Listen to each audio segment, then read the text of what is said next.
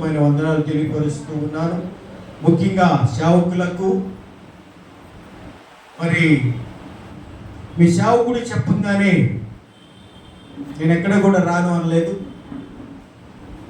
రాత్రి ఈ టయానికి ఫోన్ చేసినట్టున్నాడు నాకు 9:30కి. అన్నా ఎక్కడున్నావు, రేపు మాది యానివర్సరీ రావాలి అంటే వస్తున్నానని చెప్పాను. ఇక వెనక ముందు ఉండదు, ఇంకా నేను పిలిచినాను కూడా అలాగే వస్తాను. హల్లెలూయా. ఎందుకంటే మేము అందరం కూడా దేవుని ప్రేమను తెలుసుకున్న వారము కూడా ఇది దూరమా భారమా అనకుండా ప్రయాసపడాలి. ఆ ప్రయాసంలో ఎక్కడ కూడా దేవుడు మనల్ని విడిచిపెట్టండి. చూడండి, ఈ రోజున అధికమైన కృప, ఈ 7 సంవత్సరాలు కూడా అధికమైన కృపనిచ్చాడు కనుకనే మనమందరం కూడా ఇక్కడ సజీవులుగా ఉన్నాం. అవునే కదంటారమ్మా? సజీవులుగా ఉన్నామంటే అధికమైన కృప మనపై కుమ్మరించబడుతుంది కనుకనే, ఈ సంఘం మీద ఉన్నది కనుకనే, ఈ సంఘంలో ఈ సేవకుడు ప్రయాసపడుతున్న ప్రయాసని వ్యర్థము కాకుండా అందరూ కూడా ఆరోగ్యముగా ఆనందముగా దేవుని మాటలు వినటానికి వేగిరి పడటానికి ఇచ్చిన ఈ ఆరోగ్యాన్ని బట్టి, ఈ సమయాన్ని బట్టి మనం సంతోషించాలి. హల్లెలూయా. దేవుడిచ్చిన కృప. కానీ వాక్యం ఏం చెప్తుందో తెలుసండి? చూడండి, వాక్యం చక్కగా నాకు చదివి సహాయం చేయండి. 1 సమూయేలు రాసిన గ్రంథము 12వ అధ్యాయము 24వ వచనం చదువుండమ్మా ఎవరన్నా చదివేవాళ్ళు. 1 సమూయేలు గ్రంథము 12వ అధ్యాయము 24వ వచనం. త్వరగా తీయాలి. 1 సమూయేలు రాసిన అధ్యాయము 12వ అధ్యాయము 24వ వచనం. ఆయన మీ కొరకు ఏం చేశాడంట? అది మీరు తలంచుకొని మీరు యెహోవా యందు భయభక్తులు కలిగి పూర్ణ హృదయంతో. హల్లెలూయా. ఏం చేశాడండి దేవుడు మనకి 7 సంవత్సరాలు? అధికమైన కృప, మంచి మేలులతో నింపాడు దేవుడు. మరి సంతోషంగా ఈ రోజున చక్కని మాట నేను విన్నాను. ఏమనంటే, నా సంఘమే పురుగొలుపుకొని వారే ముందుకు వచ్చారన్న నాకు చాలా హ్యాపీగా ఉన్నదండి. హల్లెలూయా. ఎందుకంటే అది గొప్ప మాట. ఎందుకంటే సంఘము ఫలించాలండి. సంఘం అన్ని విషయాలు ముందుకు రావాలి. అప్పుడు ఆయన మనకు మేలు చేయడానికి సిద్ధం. మనమేం చేస్తున్నాం? ఆ మేలును మర్చిపోయి చేతిని ఎలా ఉంచి నువ్వు ఇలా ఎండకుండా ఉంటే నువ్వు ఎలా అభివృద్ధిలోనికి వస్తావు? నీ పూర్ణ హృదయముతో చేయాలంట దేవునికి. కానీ మనం ఏం చేస్తున్నామండి? ఈ పూర్ణ హృదయం లేక, ఈ హృదయంలో ఉండాల్సింది ఉండకుండా అనేకమైనవి ఉంటున్నాయి. నువ్వు ఎలా ఫలిస్తావండి? ఎంతకాలం అలా ఉంటావు నువ్వు? మన ప్రార్థన అంట, తల్లుల ప్రార్థన నీ కుటుంబానికి, సంఘానికి, సమాజానికి దీవెనకరంగా, ఆశీర్వాదకరంగా మార్చబడాలి. అలాంటి ప్రార్థన వీలుగా లేవనెత్తబడాలి. అధికంగా అప్పుడు దీవిస్తాడు దేవుడు. సంవత్సరాలు తరబడి సంవత్సరాలు మనం ఎన్ని ప్రార్థనలు చేసినా మేలులతో నింపబడట్లేదంటే కేవలం మనకు మోకరించి ప్రార్థించే అలవాటు లేక.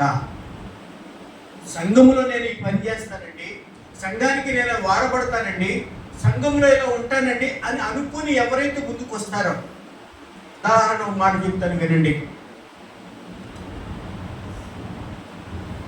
మా సంఘములో స్టార్టింగ్లో వచ్చారు, వాళ్ళకి తినడానికి కూడా ఏమీ లేదండి. వారికంట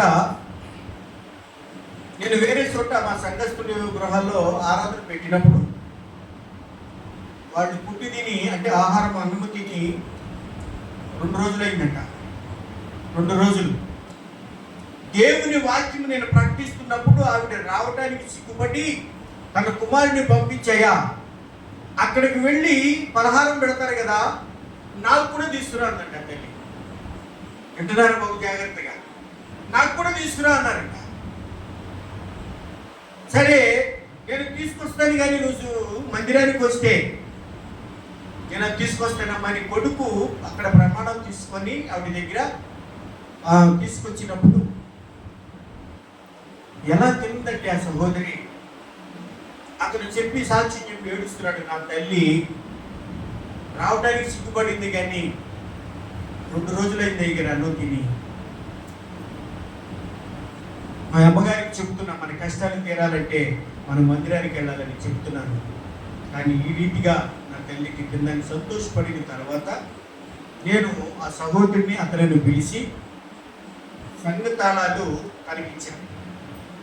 రోజు నువ్వే తుడుపు, ప్రతిరోజు నువ్వు సాపులు వేయాలి, కడగాలి, సంఘాన్ని కుర్చీలు తుడవాలి, వాటర్ పెట్టాలి, ఏదైనా కావాలంటే అన్ని ఆల్మోస్ట్గా నువ్వు చేస్తేనే దేవుడిని ఆశీర్వదిస్తాడు. అవునా ఈ గారు? అవునండి. ఇందాక ఒక మాట చెప్పాడు మీ సేవ ఏమని, ఆ బ్రదర్ వచ్చిన తర్వాత నేను నా ఎప్పటి చెప్తాను దేవుడు పలికిన వాగ్దానము హల్లెలూయా. అలాగే నేను కూడా ఎవరొస్తుందే పట్టుకున్నా. ఈ రోజున నేను పెట్టి 9 సంవత్సరాలు గన్నవరంలో 9 సంవత్సరాలు నిండి 10లోకి వెళ్ళాను. వెళ్ళిన తర్వాత ఇప్పుడు వాళ్ళ పరిస్థితి ఏంటో తెలుసా మీకు? 35 లక్షలు పెట్టి పెద్ద గృహం కొన్నారు, ఒక 20 లక్షలు పెట్టి ఒక కారు కొన్నారు, దగ్గర ఒక 4 ఫ్లాట్లు 5 ఫ్లాట్లు కొన్నారు, ఒక బిల్డింగ్ కూడా వేరేది కొన్నారు. హల్లెలూయా. దేవుడు నాకు ఇన్ని చేసాడు కనుక నేను కూడా సంఘానికి కూడా ఇస్తానయ్య గారు, మందిరం కడదాం అని ముందుకు వచ్చాను. అంటే దేవుని పని చేయటం వల్ల వారికి ఇచ్చిన ఆశీర్వాదము దేవుడు. ఎక్కడెన్నో తెచ్చినాయి అయ్య గారు. వాళ్ళు ఒక లోన్ పెట్టుకున్నాడు. ఆ లోన్ ఎప్పుడూ సంవత్సరాలు తరబడి సంవత్సరాలు అవ్వట్లేదు. కానీ మన దగ్గరికి వచ్చినాక మన బిడ్డలు వాళ్ళు దేవుని పని చేయటం ప్రారంభించిన తర్వాత ₹1,00,000 సెలక్షన్ అయినాయి. హల్లెలూయా. దానితో అభివృద్ధి పొందిపోయారు. అది అభివృద్ధి అంటే దేవుడు చేసే అభివృద్ధి. ఆయన కృప. నువ్వు ఎన్ని సంవత్సరాలు ఉన్నా కూడా దేవుడిలో ఫలించకపోతే, దేవుని పని చేయకుండా నీవు ఎప్పుడైతే దొంగలాగా తిరుగుతావో దేవుడు కూడా అలాగే ఉంచుతాడండి. అపవాది సంఘానికి రాణిస్తాడు అనుకుంటున్నారా? దేవుని మాటలు వినటానికి రాణిస్తాడు అనుకుంటున్నాడు? రానిడండి. ఎందుకో తెలుసా? మనం పారిపోయేవాడుగా చేస్తూ ఉంటాడు. నువ్వు ఆశీర్వదించబడితే వాడు ఏడుస్తాడా సంతోషపడతాడా? అది అందుకొరకు మనం ఏం చేయాలంటే ఫలించాలి. ఈ రోజున 7 సంవత్సరములను ముగించుకొని 8వ సంవత్సరంలోనికి ప్రవేశిస్తున్న మనము ఒక నూతన హృదయంతో, నూతన ఆలోచనలతో, నూతన స్వభావంతో ముందుకు వెళ్ళాలి. అయ్యా 7 సంవత్సరములు కూడా ఆ చావుకుడు కాల్చిన కన్నీరు వ్యర్థం కాకూడదు నాయన. మేము కూడా ఫలించాలి, మేము కూడా ఫలించాలి. దేవుడిని అభివృద్ధి పొందాలి. నా బిడ్డలు రక్షణ పొందాలి, నా భర్త రక్షణ పొందాలి, నేను రక్షణ తీసుకొని అనేక మందిని మందిరానికి తీసుకొని వచ్చి దేవుడి రాజ్యానికి వారసులుగా చేయగలిగిన శక్తి, ప్రార్థన శక్తి నాకు దయచేసి ప్రభు అని అడగాలి. ప్రతి తల్లి కూడా ఈరోజు అంత ప్రార్థన ఉందండి. ఏంటమ్మా ఏం పెరిగి చేసే వెంటనే ప్రార్థన ఉండాలి. 7 సంవత్సరాలు మీ సేవకుడు పడుతున్న ప్రయాస, 7 సంవత్సరాల్లో ఎంత ప్రార్థన కలిగి ఉండాలో తెలుసా? మనం ఎంత ఆశీర్వదించబడి ఉండాలో తెలుసా అండి? మన బిడ్డలు ఉన్నతమైన స్థానంలో నిలుపుతాడు మన దేవుడు. దేవుడు నమ్ముకున్న బిడ్డలు విదేశాలు వెళ్ళిపోతున్నారండి ఉద్యోగాలకి. ఎందుకని? దేవుని కృప, దేవుని ఆశీర్వాదము. కలిగిన దాన్ని బట్టి భయపడాలంట, హెచ్చించుకోకూడదు. నాకు తెలిసి ఇక్కడ అందరూ కష్టపడేవాడు. అవునగలంటారా? ఈ కష్టపడేవాడు ఎలా ఉండాలంటే దేవునికి భయపడుతూ ప్రార్థన ఎక్కువ చేయాలి. నిజంగానే ఆయన అన్నట్టుగా 9:30 కూడా భోజనాలు వచ్చేటట్టే కనపడుతున్నారు. వస్తాయా అండి? వస్తాయా 9:30 కన్నా? చూడండి సంఘ బాధ్యత ఎలా ఉందో. ఆయన ఒక బాధ్యత అప్పచెప్పాడట కొత్తగా. ఈ రోజు అప్పచెప్తే ఎలా ఉండాలండి? 7-8 ముగించబడి వాక్యములో దేవుని సన్నిధిలో కూర్చోవాలి. అలా ఉండగలిగితేనే దేవుడు నిన్ను నన్ను కూడా ఆశీర్వదిస్తాడు. చూడండి, మరొక మాట చూపిస్తాను. యెషయా గ్రంథము 43వ అధ్యాయం 18వ వచనం చూడండి. యెషయా గ్రంథము 43:18. త్వరగా యెషయా గ్రంథము 43:18వ వచనం. మునుపటి వాటిని జ్ఞాపకము చేసుకొనుడి, పూర్వకాలపు సంగతులను తొలగించుకోండి. ఏ జ్ఞాపకం చేసుకోవాలండి మనం? అమ్మ, అందరూ బైబిల్ తీసి చూడండి, తెలిసిన వారు, లేకపోతే తెలియని వారు కొంచెం గట్టిగా చదవండి నాన్న. ఎందుకంటే ఇప్పుడు తెలియాలి కదా అందరికీ. ఏమని జ్ఞాపకం చేసుకోమన్నాడు? మునుపటి వాటిని జ్ఞాపకం చేసుకునండి, పూర్వకాలపు సంగతులు తలంచుకోండి. మీ ఎదుగుదల ఎలా ఉన్నదో, మీ ప్రార్థన జీవితం ఎలా ఉన్నదో 7 సంవత్సరాలు మునుపటి కంటే అధికముగా ఉన్నారా? మునుపటి కంటే దిగజారి ఉన్నారా? ఎప్పుడు కూడా పూర్వకాలంలో జరిగిన ఎన్నిటికంటే కూడా ముందు మనం ఏం చేయాలంట? అధికముగా ఆశీర్వదించబడాలి. అధికముగా నా కుటుంబంలోని దేవుని సన్నిధికి వస్తున్నానండి. వస్తున్న దానిని బట్టి నేను ఫలిస్తున్నాను. నా బిడ్డలు ఉద్యోగములు సెటిల్ అయ్యారు. నేను, నా భర్త, నా బిడ్డలు అందరూ కూడా దేవుని మందిరానికి వస్తున్నామండి అని అనటమే ఫలింపు. మునుపటి పల్లి వదిలివేసే, గత జీవితం అంతా వదిలివేసే. నేను మునుపటి అలా ఉన్నాను, పూర్వం అలా ఉన్నానంటే కుదరదండి. వాటన్నిటిని వదిలివేసి దేవుని సన్నిధిలోనికి పరిపూర్ణంగా రావాలంట. అప్పుడు ఆశీర్వదించబడతాం. మనమందరం కూడా తెలుసు తెలియకో చిన్న చిన్న పొరపాట్లు పడుతూ ఉంటామండి. దానిని పట్టుకొని వేలాడకూడదంట. గతం గత ఏమన్నారండి? కష్టపడ్డాం, కష్టాలు వచ్చినాయి, వాటిని మర్చిపోవాలి ఎప్పటికప్పుడు. మునుపటి వాటిని ఎప్పుడు కూడా తలుచుకోకుండా, పూర్వ సంగతులు నేను ఇలా ఉన్నానని అనుకోకుండా, ఇప్పుడు నేను పరిపూర్ణంగా ఆశీర్వదించబడాలి దేవుని సన్నిధిలో, దేవుని అడిగి. అలాంటి ప్రార్థన విధిగా లేవనెత్తబడాలి. సంవత్సరాల తరబడి సంవత్సరాలు మనం ప్రార్థనకు వస్తున్నాం. మీ సేవకుడు చెప్పింది చెప్పకుండా, మాట్లాడింది మాట్లాడకుండా చెప్పుతూ మిమ్మల్ని బలపరుస్తూ వస్తున్నాడు సేవకుడు. అవునే కదంటారా? అంత ప్రయాసపడినప్పుడు మనం ఎంత ఫలించాలి, ఎంతమందిని మనం మందిరానికి నడిపించాలి.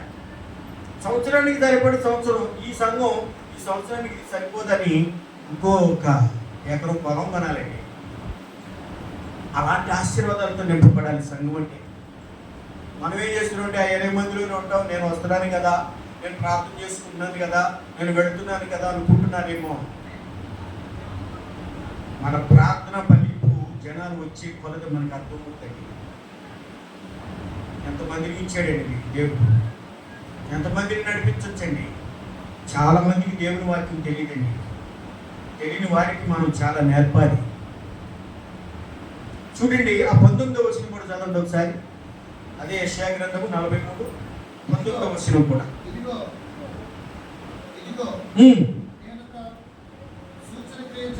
ఇదిగో నేను ఒక నూతన క్రియ చేయిస్తున్నాను, ఇప్పుడే అది మొలుసును, అరణ్యమును త్రవ్వ కలగ చేయిస్తున్నాను, ఎడారులు నదులు పారు చేసు. ఏం చేస్తారంటే ఇప్పుడు 7 సంవత్సరాలు గతించి మీకు ఒకటైతే 8వ సంవత్సరంలోనికి నువ్వు ప్రవేశిస్తున్నప్పుడు ఏం చేస్తారంటే, ఇదిగో నేను ఈ లార్డ్స్ టెంపుల్స్ లో, ఈ మందిరంలో ఒక నూతన క్రియ చేయబోతున్నా. ఇక్కడ కూర్చున్న వారందరికీ దేవుడు దీవించును గాక. మంచి ఆరోగ్యాలతో, మంచి సంపదతో, మీ కుటుంబాలతో, మీ బిడ్డలు అందరూ కూడా బహుగా ఫలించును గాక. అది దేవుడు మాట్లాడుతున్న మాట. ఇదొక నేను నూతన క్రియ మీకు చేయబోతున్నాను. ఇది మొదలుకొని 7 సంవత్సరాలు మీరు ఎలా చేశారో, ఎలా ప్రార్థించారో, ఎలా పాడారో, ఎలా మీరు గుప్పిడిప్పారో కూడా దేవునికి తెలుసు. అయినప్పటికీ ఇంకా మీలో ఏదైనా లోపాలు ఉంటే సరి చేసుకొని ఒక నూతన క్రియని మీరు అనుభవించడానికి దేవుడు మాట్లాడుతున్నాడు ఈ రోజున. వచ్చిన మనం రాని వారితో మనం చూడకూడదు. ఒక్కొక్కసారి అయితే నాకు 4-5 వస్తారు, నా మందిరం నిండిపోతుంది. 7 to 9 ముగించేస్తా. అమ్మా నిద్రపోతున్నాడు తల్లి, నిద్రపోమంట. 7 to 9 అయ్యారు. కొంచెం 5 నిమిషాలు కుదరదు. దేవుడు ఒక టైం పెట్టినప్పుడు మనం అందరం అనుకున్నప్పుడు సంఘ కట్టుబాటులు ఏం చేయాలంట, 7ంటికే వచ్చి 9ంటికి ముగించి వచ్చేస్తాడు. ఎందుకు వస్తానండి? ఆరాధన అంటే ఆరాధనే, దేవునితో గడిపే సమయం అంటే సమయమే. నన్ను 7:30 కల్లా వచ్చేయమన్నాడు. నేను 7:45 వచ్చి అక్కడే కూర్చున్నా. మీకు తెలియదు, మీరు పాటలు పాడుతున్నారు, 3 పాటలు విన్నాను. మళ్ళీ భోజనేసి అన్నగారు మళ్ళీ 8 కల్లా ఉండండి, భోజనాలు కొంచెం లేట్గా ఉంది అని చెప్పినప్పుడు నేను 8 కరెక్ట్గా మళ్ళీ బయటకు తీసుకుని వచ్చాను. హల్లెలూయా. టైం అంటే టైమే, దాంట్లో ఏం మాత్రం కూడా వెనక చేసేది లేదు. అలా నువ్వు ఎప్పుడైతే టైం అంటే టైం నువ్వు దేవుని సన్నిధిలో గడుపుతావో, దేవుడు మన ప్రార్థన మీ ప్రార్థన ఆలకించి ఆశీర్వదించబడతాం. హల్లెలూయా. చూడండి మరొక మాట, యెహెజ్కేలు రాసిన గ్రంథం, యెహెజ్కేలు గ్రంథము 36వ అధ్యాయము 11వ వచనం. ఇక్కడ బైబిల్ చదివేవాళ్ళు ఎవరు లేరమ్మా? గట్టిగా చదవాలి. బైబిల్ రీడింగ్ 7 సంవత్సరాలు చూస్తున్నారు, చక్కగా నేర్చుకోండి అమ్మా. యెహెజ్కేలు రాసిన గ్రంథం 36వ అధ్యాయము 11వ వచనం చదవాలి. ఏంటి ఇంత లేటుగా చేస్తున్నారు? పక్కనే కదా ఉంటుందండి. యెహెజ్కేలు గ్రంథము 36వ అధ్యాయము 11వ వచనం.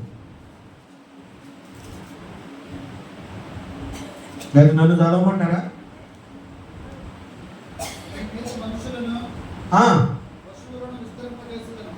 ఏం చేస్తారంటే మన మీద, ఈ సంఘంలో ఏం చేస్తారంటే మనుషులను పశువులను విస్తరింపజేసేదను, అవి విస్తరించి అభివృద్ధి నొందును, పూర్వం ఉన్నట్లు మిమ్మును నివాస స్థలముగా చేసి మునుపుటి కంటే అధికమైన మేలు మీకు కలుగజేసేదను మీరు తెలుసుకుంటారు. హల్లెలూయా. ఏంటంటే మునుపుటి కంటే అధికముగా ఆశీర్వదిస్తారు అంటున్నాడు దేవుడు. మనం ఏం చేస్తున్నామండి? మునుపుటి కంటే అధికంగా నేను ప్రార్థన చేస్తా, మునుపుటి కంటే నేను తీసుకురాలేకపోయేనేమో, ఈ 2026లో అనేకమైన ఆత్మలను నడిపిస్తా, నా కుటుంబాన్ని నడిపించలేకపోయేనేమో, ఈ 2026లో నేనును నా కుటుంబం అంతా కూడా యెహోవా సన్నిధిలో గడిపేదనని ఒక తీర్మానం కలిగి ఉండాలండి. మునుపుటి కంటే అధికముగా మనల్ని ఆశీర్వదిస్తాడంట దేవుడు. 7 సంవత్సరాలు ఆశీర్వదించింది వేరు, ఇక మళ్ళీ నువ్వు నూతనముగా 8వ సంవత్సరంలో ప్రవేశిస్తున్న నిన్ను నన్ను మనందరినీ కూడా దేవుడు ఏం చేస్తాడండి? అధికముగా ఆశీర్వదిస్తాడు మేలులతో. హల్లెలూయా. అలాంటి దీవెనలు కలిగిన దేవుడు మనకుండగా మనం ఎందుకు ప్రార్థనలు వెనకబడుతున్నామండి? ప్రార్థన అంటే కన్నీటితో ప్రార్థన చేయాలి. మనం చేసిన ప్రార్థన పక్కవారు హృదయాన్ని కదిలింపు కలిగి ఉండాలి. అలా ఉండాలి. ఒక పాట పాడుతున్నామంటే రోడ్డంపై వెళుతున్నప్పుడు అనేక మంది వింటారండి. మనం పాడుతున్న పాటలే కానీ, మనం చేస్తున్న ప్రార్థనే కానీ, మనం మాట్లాడుతున్న ప్రతి మాట బయటకు వెళుతుందండి. నేను నుంచొని అన్ని మాటలు ఏర్పడుతూనే ఉన్నాయి బయటికి, రోడ్డు మీద. మనం ఎంత చక్కగా పడాలండి, మనం ఎంత చక్కగా మాట్లాడాలండి, ఎంత చక్కగా ప్రార్థించాలి. మన ప్రార్థన చూసి వెళ్ళేవాళ్ళు కూడా ఆగి మళ్ళా రావాలి లోపలికి. ఏం పడుతున్నారండి వాళ్ళు, ఎంత ప్రార్థన జరుగుతుందండి. నేను వెళ్ళేవాళ్ళు వచ్చి కూడా కన్నీరు విడిచి కళ్ళు మూసుకుని ప్రార్థన చేయాలండి. అలా ఉండాలి సంఘం. ఎంతసేపు సంఘము సేవకుడే కాదండి, మనం కూడా మైకు పిచ్చుకుంటే ఎంత ప్రార్థన చేయాలో అంత ప్రార్థన జీవితం కలిగి ఉండాలి సంఘం. అప్పుడే ఫలింపులోకి వస్తుంది సంఘం. ప్రార్థన లేకుంటే ఎలా ఉంటుందండి మన జీవితం? చీకటే కదా. అలా ఉండకూడదు. మన హృదయాలు తెరవబడాలి, దేవునితో సంభాషించాలి ప్రతిరోజు కూడా. అంత ప్రార్థన ఉండాలి.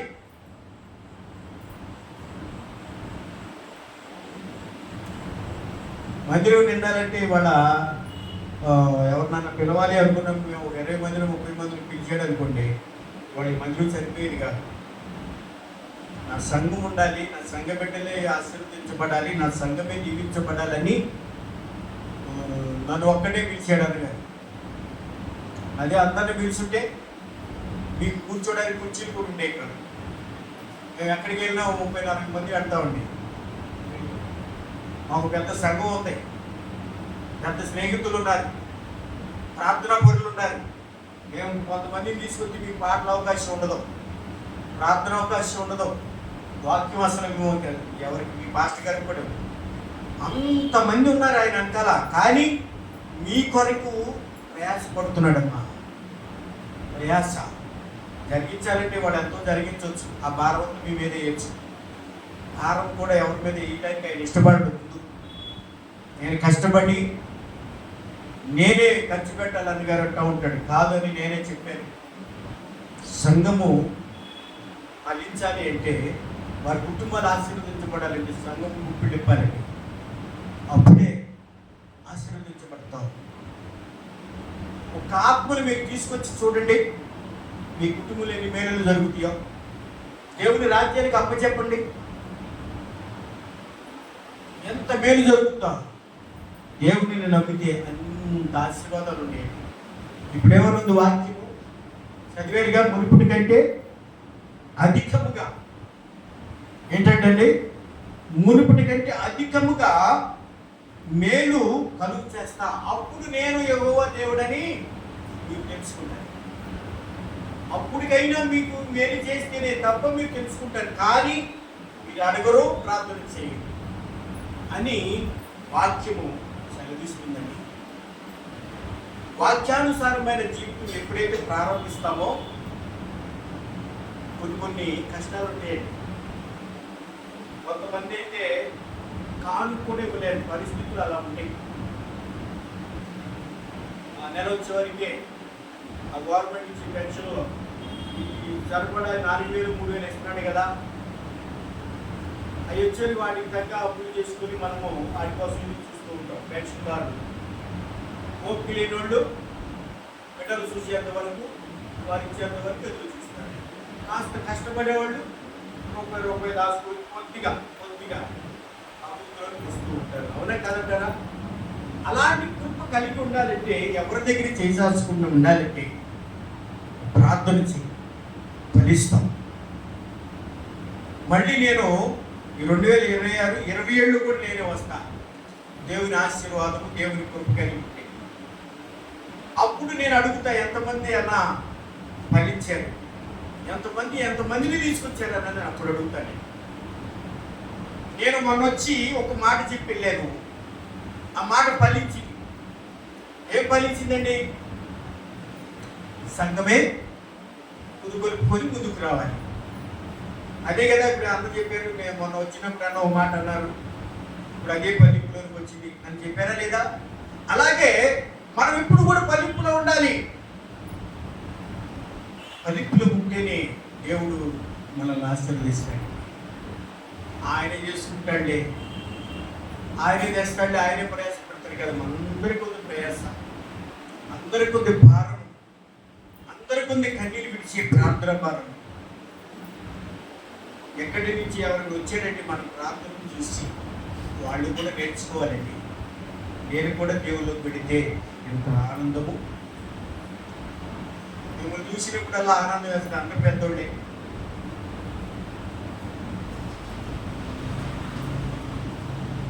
మీ బిడ్డలకు ఆశీర్వాదకరంగా మారుతుంది మీ ప్రార్థన. తల్లుల ప్రార్థన ఎలా ఉంటుందో తెలుసండి? బైబిల్ గ్రంథంలో అంత తల్లి గురించే ఉంది. స్త్రీ తన ప్రార్థన గురించి ఉంది. ఏమనంటే ఆశీర్వాదము చేసిన వారందరూ కూడా తల్లులు చేసిన ప్రార్థన, బిడ్డల ఆశీర్వాదాలు ఉన్నారు. పేదవారు ధనికులవుతున్నారండి. దేవుడు ఆశీర్వదిస్తున్నాడండి. ఎందుకు అవుతున్నారో తెలుసండి? అది కూడా చెప్తా. ఇవాళ 10 రూపాయలు ఖర్చు పెట్టేవాళ్ళు దేవుని దగ్గరికి వచ్చినప్పుడు చెడు దానికి ఉపయోగించకుండా మంచి దాని కొరకు నువ్వు ఉపయోగించాలని ఒక ఆలోచన కలిగిస్తుందండి వాక్యం. అప్పుడు నీ జేబులో ఉన్న 10 రూపాయలైనా సరే ఎక్కడ చెడు దానికి ఉపయోగించవు. ఇంకొకటి, నీవు ఇస్తున్న కొలది మంచి ఆరోగ్యం ఇస్తాడు దేవుడు. హాస్పిటల్కి వెళ్ళడానికి వీలు లేకుండా చేస్తాడు. అప్పుడు మన జేబులో రూపాయి ఉంటుందా ఉండదండి?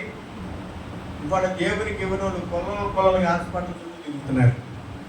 వేరికి వేలు డాక్టర్లు పోస్తున్నారు, కానీ దేవుడికి ఇవ్వట్లా. దేవుడికి ఇస్తే ఆరోగ్యం ఇస్తాడండి. చూడండి, ఒకసారి ఇచ్చి చూడండి.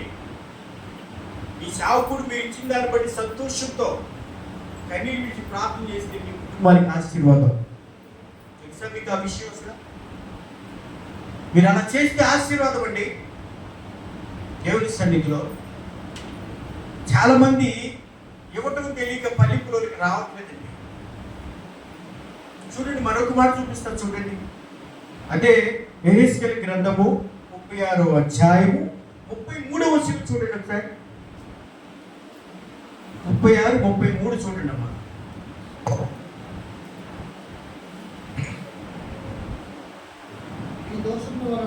మీ దోషముల వలన మీకు కలిగిన అపవిత్రతను నేను తీసివేసి మీ పట్టణములలో మిమ్మును నివసింపజేయువాడు పాడైపోయిన స్థలంలో మరలా. అది హల్లెలూయా. ఇక్కడ ఏంటంట ముందు? మీ దోషముల వలన మీకు కలిగిన అపవిత్రత నుంచి తీసివేసి మీ పట్టణంలో మిమ్మల్ని నివసింపజేయవాడు పాడైన స్థలములను కూడా సరిచేయగలిగిన వాడు. అంత గొప్ప దేవుడు అండి మన దేవుడు. మన దోషములంటే ఏంటో తెలుసా మీకు? దేవుని మందిరానికి రాకపోవటమే దోషం అండి. ప్రార్థించకపోవటమే దోషం అండి. మీ ప్రార్థన లేకపోతే మందిరం ఎలా ఫలిస్తుందండి? దేవుని సన్నిధిలోకి వస్తే నిద్రపోవడానికి వస్తావేంటి? అమ్మా, నిద్రపోవడానికి వచ్చేది లేదా నోరు మూసుకుని కూర్చోడానికి వచ్చేది? దేనికి వస్తున్నావు మనం చెప్పండి ఒకసారి. దేవుని మందిరానికి వచ్చేటప్పుడు నోరు మూసుకుని కూర్చోడానికా, లేకపోతే నిద్రపోవడానికా, మధ్యలో వెళ్ళిపోవడానికా? దేవుని మందిరానికి వచ్చావంటే ముందు నీ కుటుంబం కోసం కన్నీరు విడుగు. అనేక మంది రావాలని కన్నీరు విడుగు. నీ సేవకుడి కొరకు కన్నీరు విడుగు. నువ్వు నోరు తెరిచి ప్రార్థన చేయి. అప్పుడు పల్లెపులోకి వస్తుంది. అది నేర్చుకోవాలి. మౌనంగా ఉంటారు చాలా మంది. నాకు చదువు లేదండి, నాకు ప్రార్థన రాదండి అంటారు. పోటాడండి. ఏ చదువు ఉందని మనకి అందరి మీద అనవసరమైన మాటలు మాట్లాడుతూ ఎక్కువగా మాట్లాడతాం. మరి అదే దేవుళ్ళు ఎందుకు మాట్లాడలేకపోతున్నారు? ఈ మాట అది మాటే కదండి. కాబట్టి చెడుని విడిచి మంచిని వెతకమన్నాడు దేవుడు. ఆ చెడు అనేది ఆ పోట్లాడే తత్వాన్ని వదిలివేసి మంచి అనే దాన్ని తీసుకొని కన్నీరు విడిచి ప్రార్థన చేసి అనేకుల కొరకు నువ్వు కన్నీరు విడిచి ప్రార్థన చేయడం ప్రారంభిస్తే నీ సంఘం ఫలిస్తుంది, నీ కుటుంబం ఫలిస్తుంది, నీ సేవకుడు ఫలిస్తాడు. హల్లెలూయా. అది దేవుడు నేర్పుతున్న పాఠం అండి మనకి ప్రతిరోజు కూడా. మరి అలాంటి ప్రార్థన జీవితం కలిగి ఉండాలంటే ముందు ప్రార్థనే ఉండాలి కుటుంబంలో. ఎంతమంది చేస్తారు ఇంటికి వెళ్ళి ప్రార్థన? ఎంతమంది చేస్తారండి ఇంటికి వెళ్ళి? ప్రతిరోజు ఇక్కడ ప్రార్థన లేదనుకోండి, ఫ్యామిలీతో కూర్చొని ప్రార్థన చేస్తున్నారమ్మా? ఉన్నా మీకు ఆ ప్రార్థన? ప్రార్థన ఉంటే ఆ విధానమే వేరమ్మా. ఆ కుటుంబాలు కట్టబడతాయి, ఆవేశాలు తగ్గుతాయి. అవునే కదంటారా? నెమ్మది కలుగుతుంది. దేవుడంట నమ్మదగిన వాడు, నెమ్మది కలుగు చేయవాడు మన దేవుడు. అలాంటి దేవునితో సహవాసం కలిగి మందిరానికి రాలేకపోతే ఎలాగండి? నేనైతే చాలా మంది వస్తారు అనుకున్నా. ఈరోజు యానివర్సరీ కదా, మరి సంఘము మరి పెట్టిన రోజు, ప్రతిష్ఠించిన రోజు, ఆ రోజున ఎంత ఆనందంగా మనము దీన్ని ప్రారంభించామో ఈరోజు కూడా అంత ఆనందం ఉండాలి సంఘములో. అప్పుడు సేవకుడు ఇంకా ఏదైనా చేయడానికి ముందుకు వస్తాడు. ఏదైనా అంటే ఏంటో దేవుడు చెప్పమంటారా? కన్నీరు విడిచి ప్రతిరోజు దేవుని సన్నిధికి వచ్చి ప్రార్థించడానికి ప్రారంభిస్తాడండి తన జీవితం. అలాంటి సేవకులను పెట్టుకుని మనం ఏం చేస్తున్నామంటే ప్రార్థనకు రాము. ఈ వారం వస్తే ఇంకో వారం కనిపిస్తారండి. సేవకుడే అనుకుంటాడో తెలుసా, నా బిడ్డలందరూ రావాలి, వారందరూ ప్రార్థించి వారి కుటుంబాలతో ఫలించాలి, అనేక మందిని తీసుకురావాలని. సేవకుడే ప్రతి కుటుంబానికి వెళ్ళటం కాదండి, మనం వెళ్ళి మనం తీసుకురావాలి. రండి మా సంఘానికి రండి, మా సేవకుడు కన్నీరు విడిచి ప్రార్థన చేసి చక్కని పాటలు చక్కని వాక్యము అందిస్తున్నాడండి, రండి అని మనమే పురుగులుకొని సంఘాన్ని అభివృద్ధి పరుచుకోవాలి. సంవత్సరాలు తరబడి సంవత్సరాలు వింటున్నాము కానీ ఫలింపులోనికి రావటలా. ఫలింపులోనికి రావాలంటే నీవు నేను కూడా ప్రార్థనే చేయాలి. నీ హృదయం మారాలి, నా హృదయం మారాలి అంటే ప్రార్థన జీవితం కలిగి ఉండాలి. అలాంటి జీవితాన్ని కోరుకుందాం ప్రియ సహోదరి సహోదరులారా.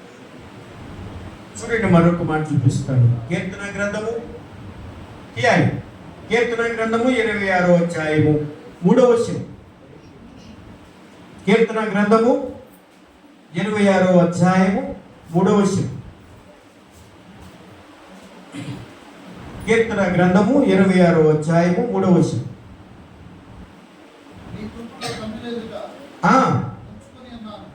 నీ కృప నా కన్నుల ఎదుట నేను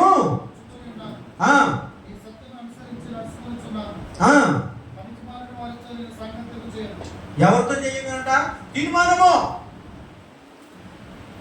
తీసుకోవాలి. అమ్మని పనికి మాలిన వారితో నేను సాంగత్యం చేయను, వేషధారులతో నేను పొందగలిగి ఉండను, దుష్టుల వాళ్ళ సాహసం అంట నాకు అసహ్యం. ఎవరు దుష్టులంటే దేవుని సంఘానికి రాని వారే. అపహాసుకులు అంటే ఎవరో తెలుసా? ఏమవుతుంది అక్కడికి వెళితే? దేవుడు ప్రార్థన చేస్తున్నాడు, ఏం మేలు చేస్తున్నాడు, దేవుడు అపహాసుకులండి. కానీ నిజముగా నువ్వు మొరపెడితే నీకు ఉత్తరం ఇస్తాడు దేవుడు, నీకు జవాబునిస్తాడండి, మల్లింపులు ఉంచుతాడు, మన కుటుంబాన్ని ఆశీర్వదిస్తాడు దేవుడు. ఏమనుందండి ఇప్పుడు చదివిన వాక్యం? ఎవరైనా తీశారు అసలు? చాలా మందికి ఆ వాక్యం తీయడం రాదండి. నీ కృప నా కన్నుని ఎటు ఉంచుకొనుచున్నాను, నీ సత్యమును అనుసరించి ఏం చేయాలంటే ముందు మనం ఆయన సత్యాన్ని అనుసరించి నడుచుకోవాలి. ఈ సేవకుడు చెప్పేది అదే, నీ కుటుంబాలతో రండి, చెడు వ్యసనాలు వదిలివేయండి, ఎదుటి వారి మీద అబద్ధ సాక్ష్యం పలకటం మానివేసేయండి, ప్రార్థన తల్లులుగా ప్రార్థన వీరులుగా లేవనెత్తబడండి. సంఘములో మనమేం చేస్తున్నాం? ప్రార్థనే రాదు, అసలు ప్రార్థించడమే రాదు మనకి. ఎలాంటి ఫలిస్తాం? ఎలాగండి? సేవకుడు పడుతున్న ప్రయాస తెలియాలంటే మనం ప్రార్థించాలి. చివరిగా ఒక మాట చూపించి ముగించేస్తాను చూడండి. నేను ముగించే లోపల భోజనం వచ్చేది చూద్దాం. హల్లెలూయా, దేవునికి స్తోత్రం కలిగిన గాక. టైం ఎంత అయిందో తెలుసా? కొని మీకు 9:30 అయిందండి. 9:30. నేను భోజనం చేసి ఎన్నింటికి వెళ్ళాలి మా ఇంటికి? చెప్పండి. హల్లెలూయా. మీరు వాక్యం వింటే మాకు ఎంత పొద్దుపోయినా ఎంత లేట్ అయినా మాకు ఇబ్బంది లేదు. ఆయన పడుతున్న ప్రయాస అదే, మేము పడుతున్న ప్రయాస కూడా అదే. అనేక మందికి సువార్త అందించాలి.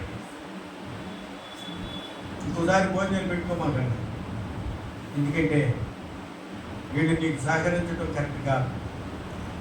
అప్పుడన్న రోసం వస్తుంది.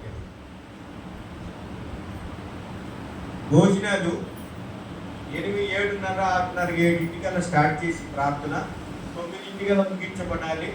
భోజనం చేసి ఎవరింటికి వాళ్ళు వెళ్ళిపోవాలి. దూర ప్రాంతాల నుంచి వచ్చేవాళ్ళు ఉంటారు, పెద్దవారు ఉంటారు, షుగర్లతో బాధపడేవాళ్ళు ఉంటారు, ఇబ్బంది కలిగే వాళ్ళు ఉంటారు. కాబట్టి క్రమం అనేది కరెక్ట్గా ఉండాలి. భోజనాలంటే మీరు 9:30 తీసుకొస్తారా? ఎంతమందికి ఉండారండి? నన్ను ఒక 50 మందికి ఉండేవా? 50 మందికి ఎంతసేపు చేయాలి భోజనాలు? ఎంతసేపు అండి? వేరేలాగా భావించదు. దేవుని పని అంటే మార్త పనిలాగా ఉండకూడదు. ఎవరిలాగంటే ఒకరైనా వాక్యం అన్నారు, ఒకరు ఏం చేశారంట? వంటలు అని. నా ప్రయాస మీకు అర్థం కావట్లేదా? నేను ఎవరు చేయమన్నారు అండి. ఉత్తమైనది ఎన్నుకున్నది ఎవరు? ఇదేనా తెలుసా మీకు? కొన్ని వాళ్ళ అక్క చెల్లెలు ఎవరో చెప్పనా? మార్త, మరియా. మార్త ఏం ఎన్నుకున్నది, మరియా ఏం ఎన్నుకున్నది? ఇది కూడా తెలీదా? చెప్పండి, మీరే చెప్తే నేను వింటా. హల్లెలూయా. మార్తలు ఎంతమంది ఉన్నారు, మరియంలు ఎంతమంది ఉన్నారు? దేవుని వాక్యాన్ని అనుసరించాలండి. దేవుని వాక్యానికి ప్రాధాన్యత ఇవ్వాలి. అప్పుడే దేవుడు మనల్ని ఆశీర్వదిస్తాడు. హల్లెలూయా. చూడండి, అదే 26వ అధ్యాయము కీర్తన గ్రంథము 7వ వచనం చూపించి ముగిస్తాను. ఎక్కడంటండి? అచ్చట కృతజ్ఞతాస్తుతులు చెల్లించేదను. ఏమైందండి ఇక్కడ? ఏం చేయాలి ఇప్పుడు మనము? 7 సంవత్సరములు కూడా ఎన్ని వ్యాధి బాధలు, బలహీనతలు, అవమానాలు, నిందలు కలిగినప్పటికీ కూడా దేవుడు 7 సంవత్సరముల నుండి 8వ సంవత్సరంలోనికి ప్రవేశింపజేసి మనల్ని కాశీ కాపాడి దేవుడికి ఏం చేయాలంటే ఇక్కడ ఇచ్చట నేను దేవునికి కృతజ్ఞత స్తుతులు చెల్లించాలి. అందరూ వచ్చి ఏం చేయాలండి ఇప్పుడు? అమ్మా ఏం చేయాలి? అడగలుగుతున్నారు కానీ సమాధానం రాట్లా. 7 సంవత్సరాలు కాశీ కాపాడిన దేవుడికి ఏం చేయాలి? ఇప్పుడే చదివేడు చేసావు. ఎచ్చట ఏం చేయాలంట? కృతజ్ఞత స్తుతులు చెల్లించాలి. దేవా, ఇన్ని సంవత్సరములు కూడా కాశీ కాపాడిన దేవానికి స్తోత్రాలు. 8వ సంవత్సరంలోనికి మేము ప్రవేశిస్తున్నామంటే కేవలం మీరిచ్చిన ఉచితమైన కృప. అవునే కదన్నారా? నేను అనుకున్నా ఈ ముగింపులోకి ఇంకో 10 మంది వస్తారు లేకపోతే. హల్లెలూయా. సహోదరి సహోదరులారా, ఎప్పుడు కూడా దేవుని పని అంటే కొంచెం పెదల కాడ ప్రారంభించుకొని ఈ చావుకుడు ప్రకటించిన టయానికి మందిరములు ఉండాలి. అది తెలుసుకోండి, నేర్చుకోండి. ఎప్పుడైనా ఏదైనా చేయాలి అనుకున్నప్పుడు ఎలా వద్దు, అసలు ఎలా వద్దు? ఇప్పుడు నేను చెప్పిన వాక్యం ఎంతమంది విన్నారు, ఎంతమంది వినలేదు? ఇప్పుడు నేనేం చేయాలి? ఇప్పుడు వచ్చిన వాడి గురించి ఆమె అనాలా? ఇంకా నేను ఇంకా 2 మాటలు చెప్పాలి. ఎందుకంటే ప్రియ సహోదరి సహోదరులారా, ఆత్మీయ తల్లిదండ్రులారా, ఎప్పుడు కూడా దేవుని పని అంటే ఆశ కలిగి ఉండండి. దేవుడు అంటే ఆశపడాలి. ఎప్పుడు కూడా దేవుని వాక్యం అంటే ఆశపడాలి. దేవుని మాట అంటే ఆశపడే వారికి ఆయన తృప్తినిస్తాడట. మరి ఆయన పడిన ప్రయాస వ్యర్థం కాకూడదు. ఇంకా అనేక మంది రావాలి, అనేక మందిని తీసుకురావాలి, అనేక మందితో మనము రక్షణ అనే వస్త్రం ధరింపచేసి ఆయన రాజ్యానికి అప్పగించాలండి. అది మన బాధ్యత. చావుకుడికి కాదండి, చావుకుడు ఇక్కడ నిలబడి మీకు ప్రార్థన చేసి మీకు వాక్యం వివరించడం ఆయన బాధ్యత. మీకు తెలియదు. అనేక మందిని చేర్చబడాలంటే సంఘము పురుగులు పారిపోదు. ఆయన పడతాడు, గృహానికి అన్నిటికి వస్తాడు. వచ్చినప్పుడు ఎవరన్నా వెళ్ళట్లేదేమో వాళ్ళని మనం చూసి పలకరించి మా సంఘానికి రా, ఎక్కడికి వెళ్ళని వారిని ఇల్లు వారిని పిలవద్దండి. దేవుడండి తెలియని వారిని దేవుడండి పరిచయం చేయండి. అప్పుడే మన ప్రార్థనలు ఫలింపులను పెడతాయి. ఈ సేవకుడు ఇంకా అధికమైన ఆనందముతో సంతోషంతో సేవ చేయడానికి ముందుకు వస్తాడు. హల్లెలూయా. ఇప్పుడు అధికమైన కృప ఎంతమందికి అర్థమైంది? నేను చెప్పిన వాక్యం, నేను అధికమైన కృప గురించే చెప్పాను. దేవుడు ఏం చేస్తాడు, దేవుడు ఎలా ప్రేమిస్తాడో, దేవుడు ఎలా ఆశీర్వదిస్తాడో అధికమైన మేలులతో ఇప్పుడు సంవత్సరం అనే దయా కిరీటము ధరింపచేసి ఈ 2026 రెండవ నెలలో మీకు ఇవ్వబోతూ ఉన్నాడు దేవుడు. హల్లెలూయా. అలాంటి దీవులతో నింపబడాలి సంఘం. నూతనమైన దయా కిరీటం సంవత్సరానికి సంవత్సరం వచ్చే కొలది ధరింప చేయబడాలి మనం అందరం. ఆ నూతనమైన మరి వస్త్రాలు ధరింపజేయాలి. రక్షణ కలిగిన జీవితం కలిగి ఉండాలి. అనేక మందిని నూతనంగా మార్చబడాలి, సంఘంలో కూర్చోబెట్టాలి. అది అలాంటి కృప కావాలని మనం అందరం కూడా ప్రార్థన చేయాలన్నమాట సంఘంతో. ఎప్పుడు పాత గొడ్లేనా, కొత్త గొడ్లు కొనుక్కోరా ప్రతి సంవత్సరం అది అనిపిస్తుంది లేదండి మనకి. మన కుటుంబంలో ఏం చేస్తాం మనం, సంవత్సరం వచ్చేసరికి పిల్లలు ఉంటే అమ్మా మరి సంవత్సరం అంతా వేస్తారు. క్రిస్మస్ వచ్చేసరికి ఏమో అడుగుతారు మనల్ని, అమ్మా మరి దేవునికి కొత్త ఆత్మలు ఎందుకు తీసుకురావట్లా అడుగుతారని మీకు తెలుసు. నీ సేవకుడు అడిగితే నీ దగ్గర సమాధానం ఏంటి? ఒక్కరినన్నా తీసుకురాలేరా సంవత్సరానికి? ఈ యానివర్సరీ రోజున అయ్యా నేను ఈ ఆత్మని తీసుకొచ్చానని నిలబడి చెప్పేవాడు లేకపోయారండి. ఈ రోజున రావాలి, అందరినీ తీసుకురావాలి. ప్రతి సంవత్సరం నూతనమైన ఆత్మను తీసుకురాగలిగితే ఈ సేవకుడు ఇంకా ముందుకు వెళ్తాడు. సార్ సంఘాన్ని బలోపేతం చేసుకుంటాడు, నీళ్ళు కుడిస్తాడు వేయిజామున. మీరు ఎన్నింటికి లెక్తారు మ్యాక్సిమం ప్రార్థన చేయడానికి? అమ్మా లెక్స్తారా? లెక్సీ అలవాటు ఉందా మీకు? అమ్మా ఎంతమంది లెక్తారు? 5కి. అసలు ఆ బ్యాచ్ మొత్తం లేకరని నాకు తెలుసు. ఎందుకు చెప్పండి, పెద్దవాళ్ళే కదమ్మా, వేరేలాగా అనుకోమాకండి. పెద్దవాళ్ళు లెగలేరు అమ్మా. లెక్స్ట్ ఇంకా మంచిది.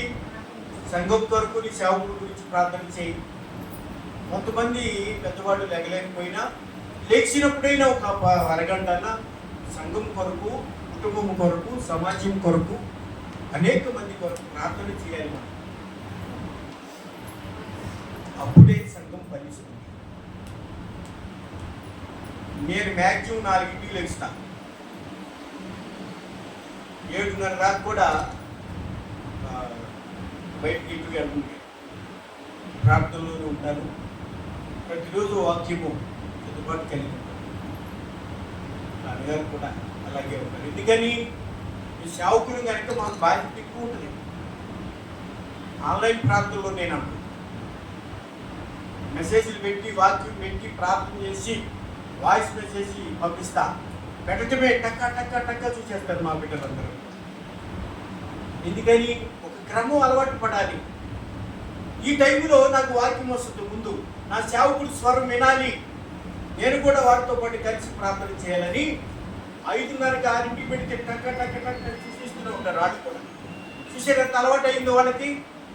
మనము కూడా అలా ప్రార్థించే వరకు ఉండాలి. ముఖ్యంగా ఈ సేవకుడు బలము నుండి అనేక చోట్ల సువార్త అందించేవాడిగా ఉండాలని, అనేకమైన ఆత్మల్ని అది పడుతున్న భారము ప్రయాస వ్యర్థం కాకూడదని మనం నిత్యం ప్రార్థన చేయాలని ఈ కొద్ది మాటలు దేవుడు దీవించి ఆశీర్వదించును గాక. ఆమేన్. ప్రార్థన చేసుకుందాం.